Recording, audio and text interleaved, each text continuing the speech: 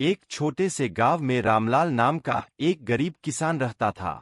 उसके पास बस एक छोटा सा खेत था, जिसमें वह दिन रात मेहनत करके किसी तरह अपने परिवार का पेट पालता था। मेहनती होने के बावजूद उसकी हालत कभी सुधरती नहीं थी।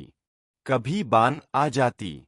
फिर भी रामलाल हमेशा भगवान पर भरोसा रखता और कहता, जो होता है। उसी गांव में शंकरदास नाम का एक पंडित भी रहता था। वह बड़ा विद्वान था, पर थोड़ा घमंडी भी। उसे लगता था कि वही सबसे समझदार है और बाकी सब लोग अज्ञानी है।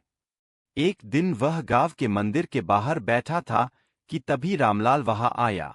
उसके हाथ में कुछ गेहूं के दाने थे, जो वह भगवान को चढ़ाने आया था। पंडित ने मुस्कराते हुए कहा, अरे रामलाल, तुम इतने गरीब हो, तुम्हारे पास खाने को मुश्किल से अनाज है, और तुम भगवान को गेहूं चढ़ाने आए हो। भगवान को तुम्हारे दानों से क्या मिलेगा? रामलाल ने विनम्रता से कहा, पंडित जी, मुझे पता है कि मेरे पास बहुत कुछ नहीं है। पंडित हंसते हुए बोला, भाई, भगवान को तुम्हारे अनाज की जरूरत नहीं, उन्हें तो सोने चांदी की थाल में भोग चाहिए। रामलाल ने शांत स्वर में कहा, पंडित जी, भगवान को भोग नहीं, भक्ति चाहिए। और वह चुपचाप मंदिर में गया, गेहूं के दाने चढ़ाए और हाथ जोड़कर बाहर चला गया। कुछ दिनों बाद गांव में भयंकर तूफान आया। कई लोगों की फसलें बर्बाद हो गईं। पंडित जी के घर की छत भी उड़ गई। वहीं आश्चर्य की बात यह थी कि रामलाल का छोटा सा घर बिल्कुल सुरक्षित था। पंडित जी को यह देखकर बहुत अचरज हुआ।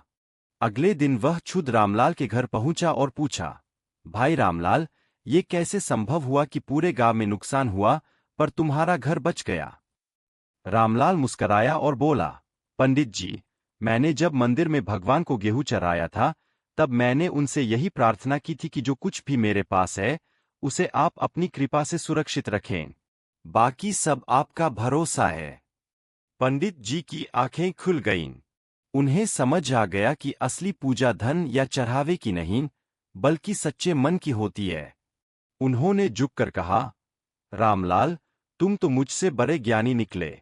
मैं तो ग्रंथों में भगवान को ढूंढता रहा, पर तुमने अपने दिल में उन्हें पा लिया।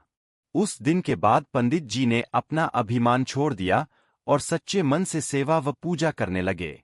गांव वाले भी रामलाल की भक्ति और विनम्रता से प्रेरित होकर एक दूसरे की मदद करने लगे।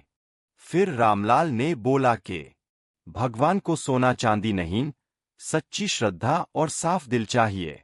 असली ज्ञान विनम्रता और विश्वास में है, न कि घमंड में।